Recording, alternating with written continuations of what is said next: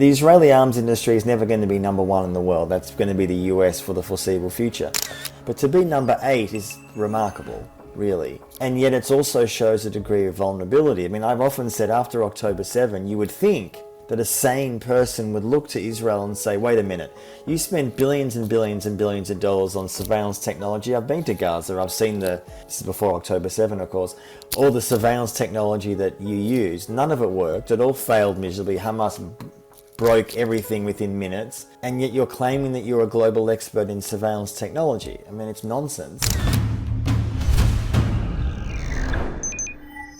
And yet the last 2.5 years we've seen Israel testing and using AI warfare in its genocide, killer drones, robot dogs, quadcopters, a range of other technologies.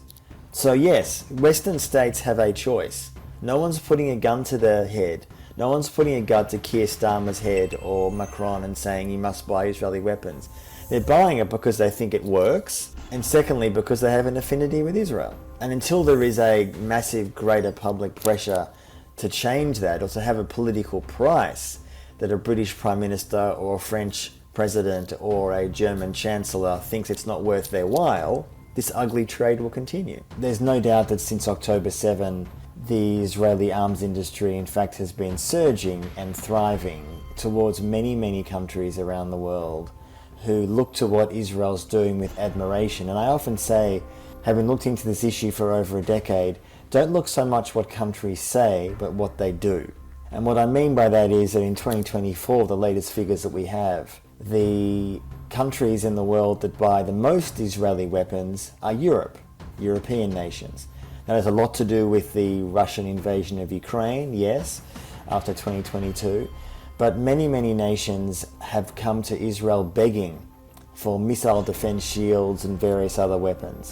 And that's in fact increased, despite the fact that a number of European nations, not all of course, but some have been very vocal against Israel's genocide in Gaza. And what Israel does in a way is that it shows when you test weapons on Palestinians, West Bank, Gaza, or frankly now beyond Syria, Lebanon, Qatar, there is a very great appeal of that to many other nations. And we know that because when you go to arms fairs in the Middle East, in Asia or elsewhere, Europe, these Israeli companies and the Israeli government use often real live videos. This was happening before October 7, but it's certainly increased since, showing the killing of Palestinians. Now they will claim that these people they're killing are terrorists, but clearly as we've seen in Gaza, the vast majority are not terrorists at all, they're civilians, and in the West Bank and elsewhere. So this is the so-called appeal or the allure